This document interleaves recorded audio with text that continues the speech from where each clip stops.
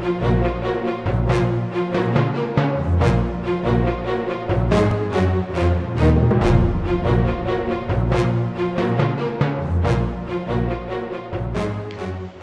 libro Cartas Pastorales y Escritos por Monseñor Marcel Lefebvre. Cartas y avisos a la Diócesis de Dakar, 1947-1962. Carta colectiva del Episcopado Italiano sobre el laicismo, segunda parte. El laicismo y el clero. Igualmente, la mentalidad laica puede infiltrarse en nuestras filas, queridos sacerdotes, y afectar en especial a los más jóvenes. Puede llevarnos insensiblemente a adoptar posturas doctrinales y sobre todo prácticas desastrosas a la vez para nuestra vida espiritual y para el cumplimiento de nuestro apostolado. El laicismo significa la negación o el desconocimiento de lo sobrenatural en esta vida bajo todas sus formas. Es poner el énfasis en los valores terrestres, excluyendo todos los valores sagrados y divinos. Tal infiltración en la mentalidad del sacerdote, incluso sin darse cuenta, puede producir graves desviaciones. Subrayemos algunas de las que, en las coyunturas de nuestro mundo actual, se pueden descubrir más fácilmente. A. La tendencia a encomiar un humanismo seductor en sus perspectivas, pero ambiguo en sus articulaciones profundas. Humanismo en el que el significado de los valores humanos y su búsqueda lógica, tanto en la vida privada como en el trabajo del apostolado, ocupan un lugar tan absorbente y preponderante que hacen olvidar o considerar como secundarias la gracia y las ayudas auténticas de la gracia, tanto en el ámbito del pensamiento como en el de la acción. B. La tendencia a otorgar una predilección a los valores de la personalidad humana, a la independencia y a la autonomía de la razón y de la acción, en detrimento de los valores inmutables de la obediencia y de la humildad. No se debe olvidar que el sacerdocio no tiene precio ni eficacia, sino en la medida en que está unido a Cristo, y donde es agente de unión de la Iglesia y de la jerarquía. C. La tendencia en el mandato apostólico que se debe cumplir a otorgar la primacía a la restauración del orden humano más que a la transformación religiosa y moral. Se podría sentir la tentación de creer que en el mundo moderno la obra más urgente incluso para el sacerdote se sitúa en el ámbito de la reforma social, cultural, económica o política.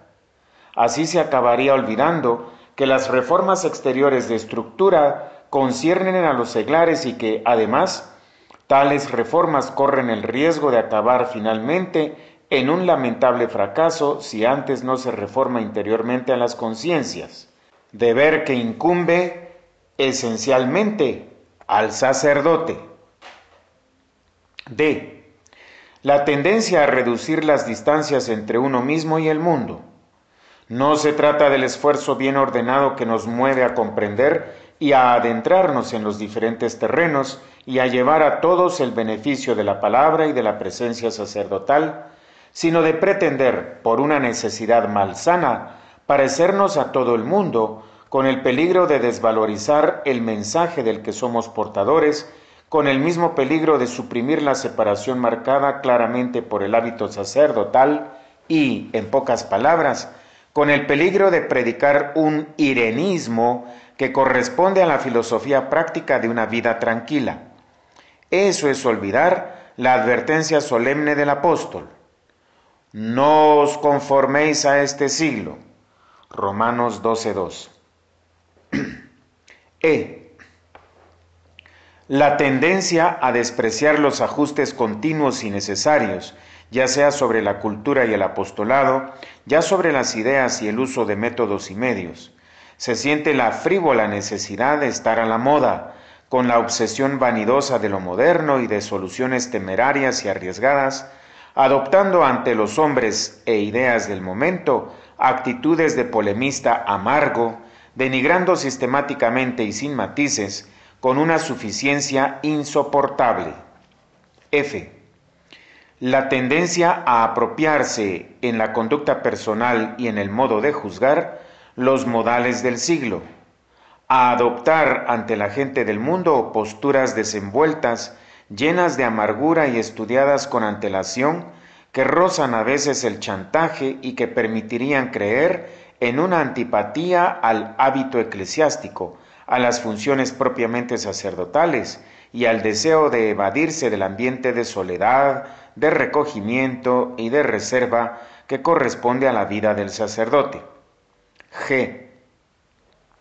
La tendencia a querer ignorar la importancia única para la vida de un sacerdote de la mortificación y de la renuncia, hasta el punto de atreverse a creer que la ascética católica tradicional ya ha pasado de moda y es impotente para dar una verdadera dirección de vida cristiana. Esta ascética se reduciría a migajas al primer contacto con la experiencia de la vida real. H. La tendencia a preferir el agotador estudio de los problemas culturales de nuestro tiempo al ancla segura de la palabra de Cristo y de la enseñanza de la Iglesia. Se hace pasar el estudio de las cosas profanas antes que el de las cosas sagradas, el capricho por los libros de los hombres antes que el amor por el libro de Dios, una vaga literatura teológica antes que el estudio metódico de la teología y el apetito insaciable de una curiosidad estéril antes que el hambre y la sed de la verdad evangélica. Y la tendencia en la vida del sacerdote a falsificar, por impulso de todas estas desviaciones, la verdadera jerarquía de los valores, sustituyendo la primacía de la gracia por la primacía de los medios y técnicas terrenas, la primacía de la oración por la de la acción exterior, la primacía de la calidad por la de la cantidad, la primacía de la formación espiritual de las almas por la de las obras y organizaciones externas, la primacía de la realidad por la de las apariencias, la primacía de la fe por la de la maniobra y del cálculo, la primacía de la humildad y de la sencillez por la del poder y de la arrogancia orgullosa. Nadie puede negar la importancia de estas tentaciones en nuestro tiempo.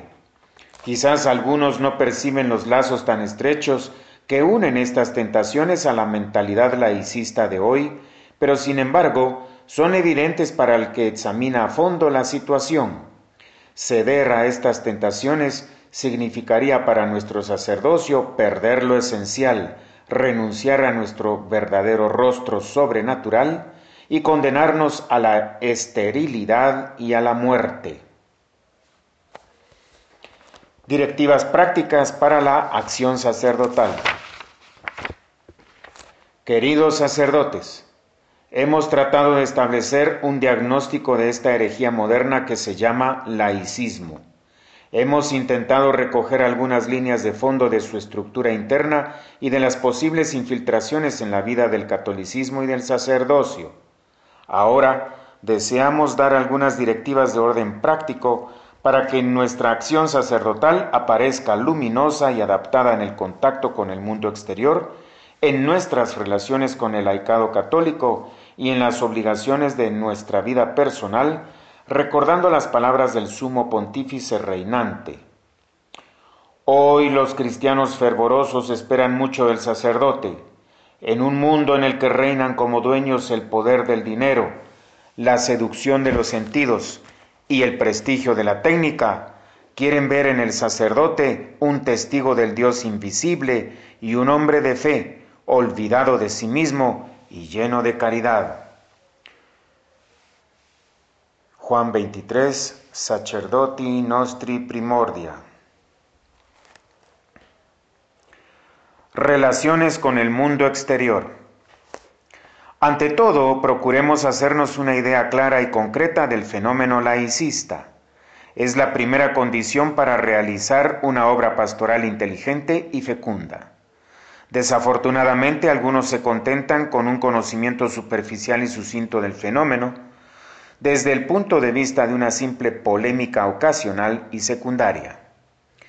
El fenómeno, como ya hemos visto, Tiene una estructura interna extremadamente compleja y reviste formas variadas en sus manifestaciones exteriores.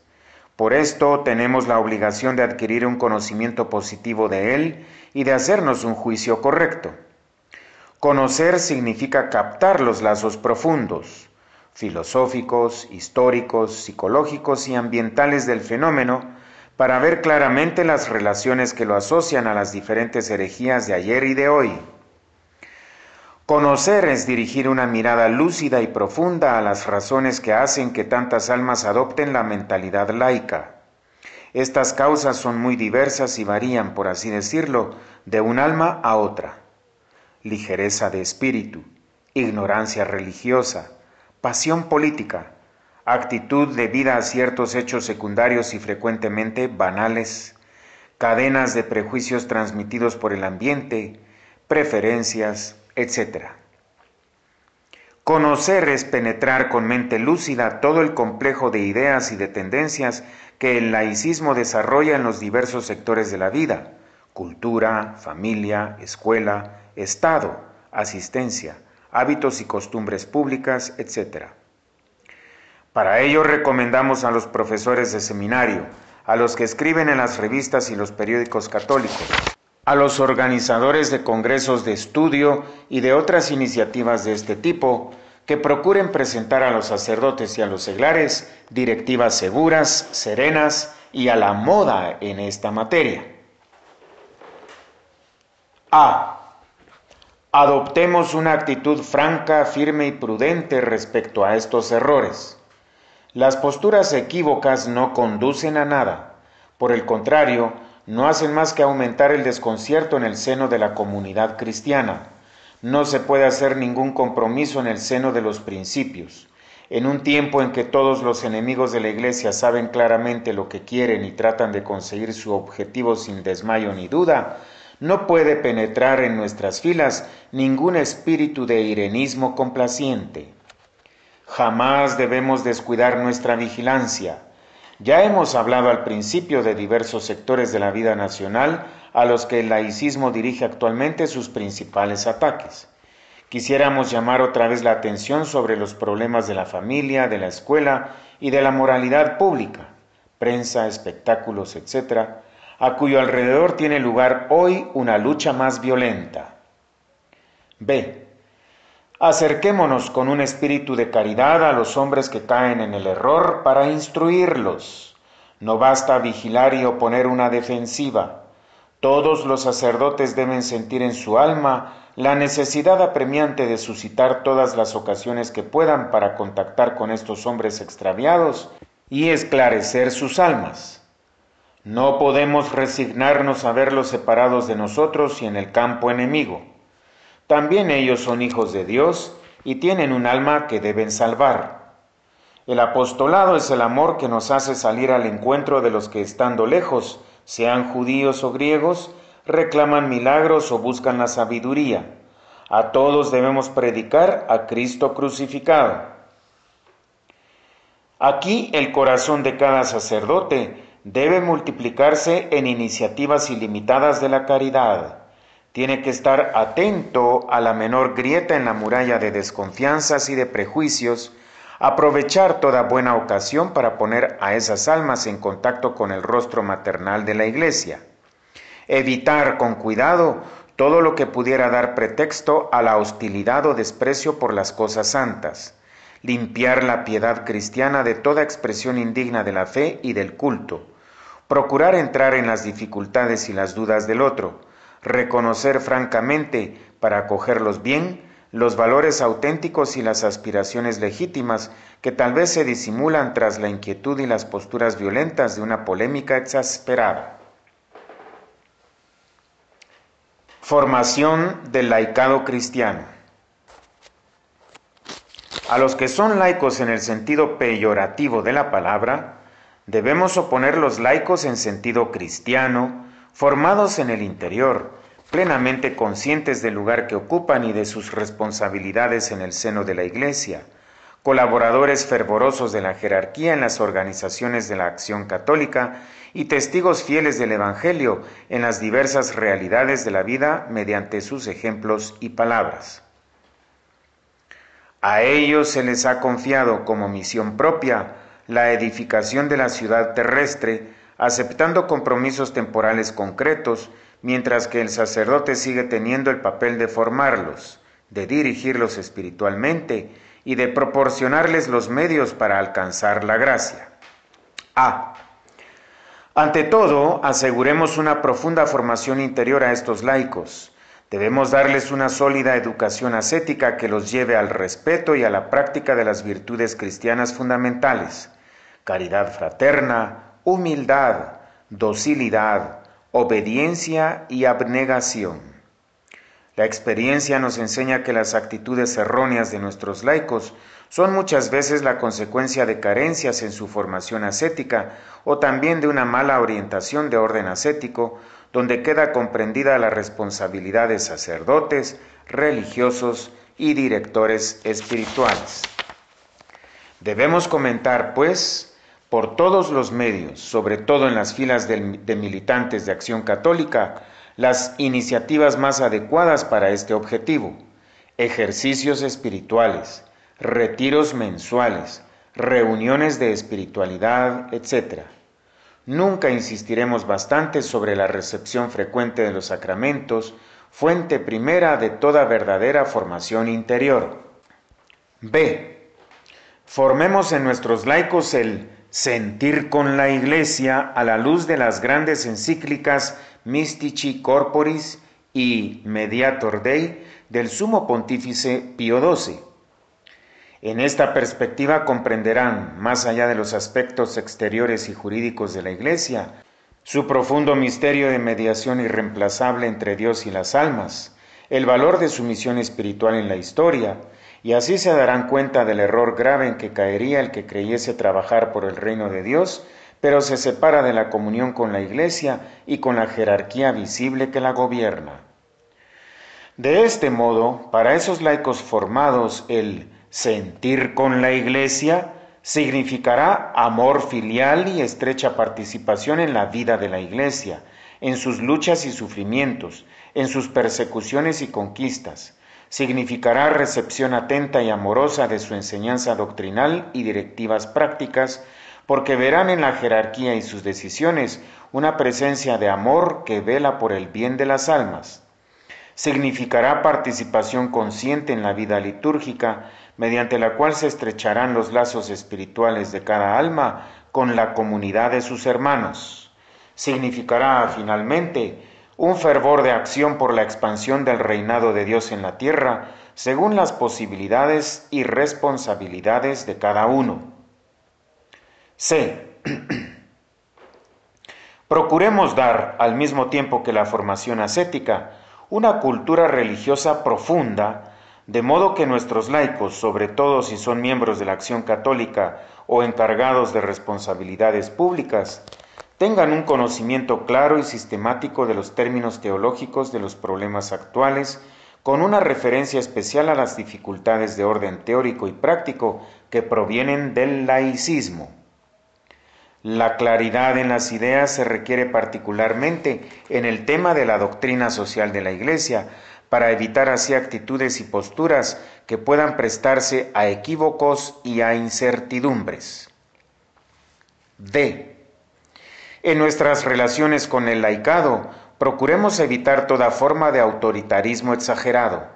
Trabajemos con un profundo espíritu de amor y respeto, dando prueba de comprensión ante las impaciencias e imprudencias y corrigiéndolas con amor, dando la visión religiosa y moral, pero alentando a cada uno a la iniciativa y al sentido de las responsabilidades personales, acogiendo con agrado las propuestas útiles que pueden venirnos de los laicos, procurando al máximo tener en cuenta sus justas exigencias, manifestando en todas las cosas una alta amplitud de miras, utilizando su colaboración, se abren comillas, de la manera de la que el Creador y Señor se sirve de las criaturas razonables como instrumentos y causa segunda, con una dulzura llena de atenciones, se cierran comillas, cita de Pío XII, no interviniendo en los terrenos en que no tenemos ningún derecho a proporcionar directivas, ya que el juicio y la elección quedan confiados a la libertad de cada uno.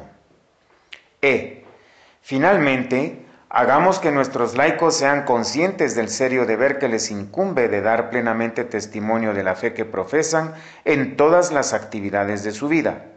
Buen número de los que se han alejado de la religión solo están en contacto con la Iglesia a través de su persona. Frecuentemente, algunas formas de anticlericalismo no tienen como origen un rechazo consciente de la doctrina católica, sino de los malos ejemplos que dan los cristianos. La manera de vivir de estos últimos, poco coherente con su fe, la ausencia de una amplia apertura a los problemas del mundo, la degradación de la religión a nivel de simples costumbres externas, la profesión de la fe utilizada solamente como una especie de bandera para triunfar en la vida y lograr fines terrenos, etc., todo esto proporciona motivos, más que profundas razones especulativas, que nutren formas de laicismo casi insuperables.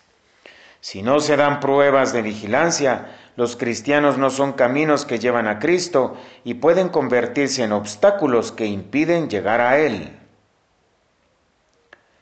Fisonomía espiritual de nuestra vida personal. Las últimas palabras de esta carta no pueden ser sino una invitación a santificarnos.